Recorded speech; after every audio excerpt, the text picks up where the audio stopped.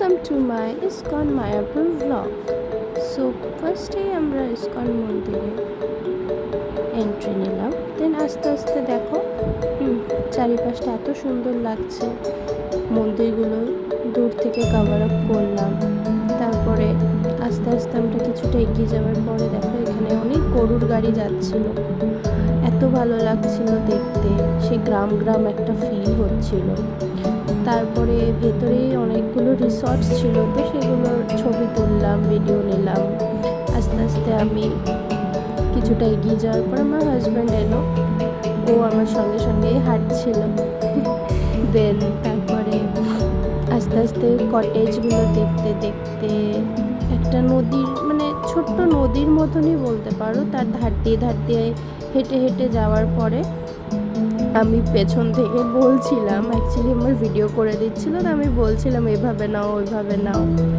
তো আস্তে আস্তে হেঁটে হেঁটে হেঁটে হেঁটে অনেকটা যেতে হয়েছিল। গিয়ে ওখানে সামনেই একটা গরুর গোয়াল ছিল, যেখানে অনেক অনেক মানে গরু গাই বাঁধা ছিল।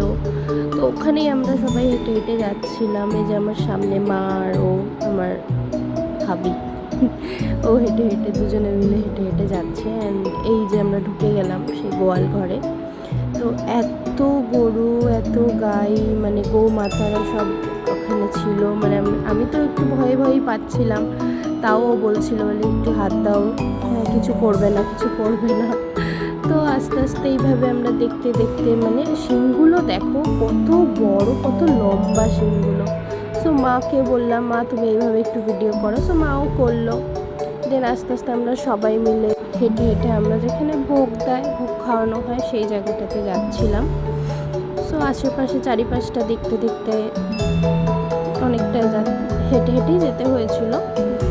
তারপরে এইভাবে ওখানে ভোগ খাওয়ার পরে আমরা ওখান থেকে বেরিয়ে এসেছিলাম। তো সেটার ক্লিপস আর নেওয়া হয়নি। সো এই পর্যন্তই আজকে, চলো টাটা।